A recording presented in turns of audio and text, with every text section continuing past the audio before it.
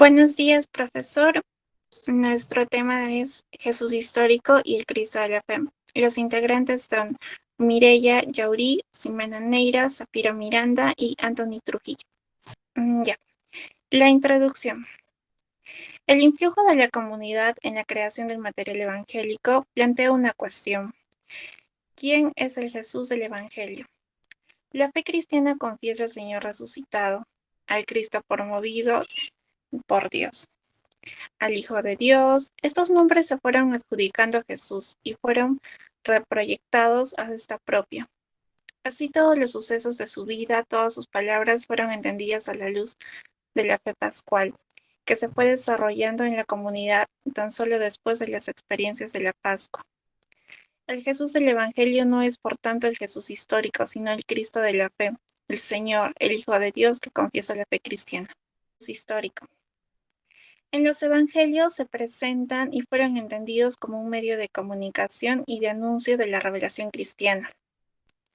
En ellas surge la convicción deísta planteada en el siglo XVII, el cual nos dice que podemos vivir sin Jesús, sin Cristo, en la que Jesús no interviene en nuestra vida diaria, rechaza y reinterpreta en varios modos de todo lo que se presente sobrenatural y supere las posibilidades y capacidades humanas.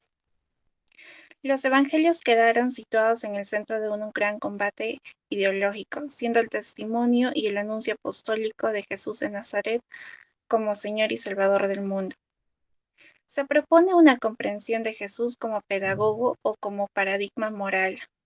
Jesús podría ser siempre amado y venerado, pero no sería ya imprescindible para el hombre. Siguiente, por favor. La protesta liberal. Esta surge de una reacción de la teología. En ella defiende y respeta la historia y la razón ilustrada. También afirma la singularidad absoluta de Jesús. Proclama la necesidad de su persona para el hombre. Por eso lo pone en el máximo, en una elevación máxima de conciencia humana en relación con Dios, que impresiona e impacta a lo largo de los siglos la conciencia de los hombres.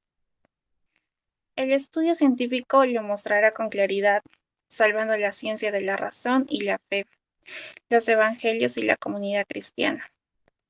Estos investigadores o científicos son críticos en el siglo XIX. Ellos pretenden salvaguardar el significado para el hombre de la persona de Jesús de Nazaret, o también Jesús histórico.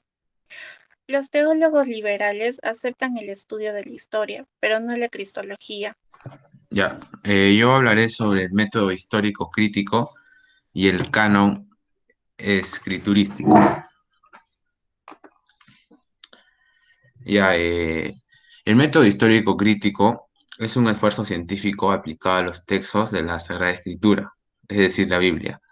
La intención que tenía el método en aquella época era desacralizar la Biblia. ¿Qué quiere decir desacralizar? Quitarle su valor sacro, su valor religioso que tenía, para leerla como la palabra humana escrita espacio-temporalmente. Intenta reaccionar contradictoriamente a los postulados católicos de aquel entonces, conforme a los cuales en la puesta por escrito el mensaje revelado. El hombre solamente es un instrumento inerte de una palabra que proviene de Dios al modo de un dictado.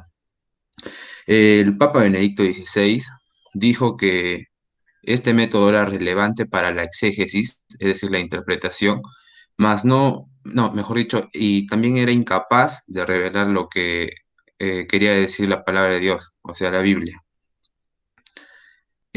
También se dice, según la mosaica del Pentateuco, que Moisés no es la persona quien ha escrito el Pentateuco, sino que ha escrito solamente algunos pasajes, mas no todo el Pentateuco.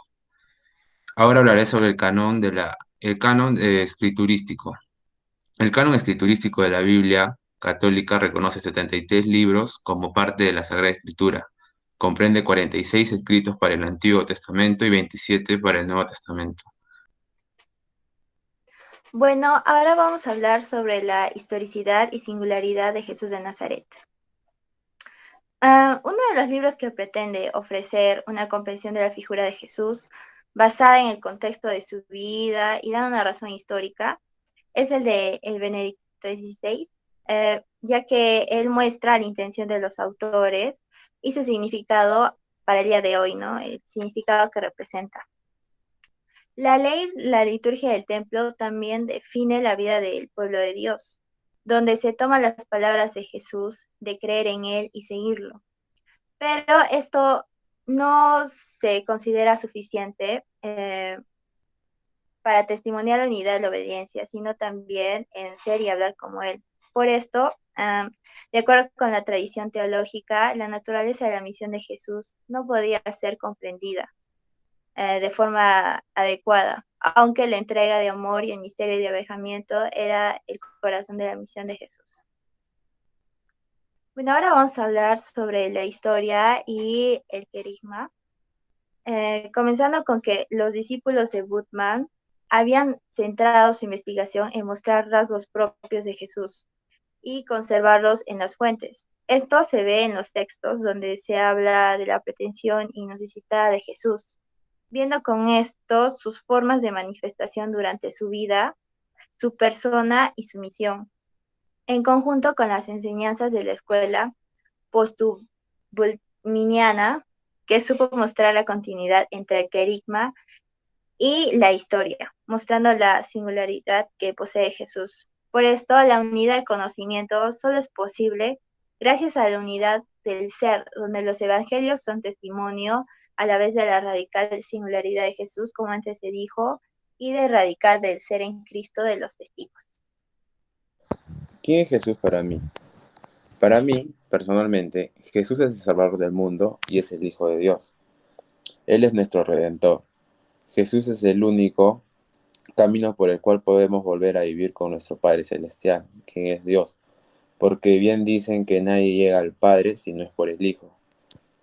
Jesús padeció y fue crucificado por los pecados del mundo, dando así a cada uno de los hijos de Dios el don del arrepentimiento y del perdón. Solamente por medio de su misericordia y su gracia, cualquier persona puede salvarse. Su resurrección preparó el camino para que cada persona pudiera superar también la muerte física. En pocas palabras, Jesús nos salvó del pecado y de la muerte. Por ese motivo es literalmente nuestro Salvador y Redentor. Conclusiones.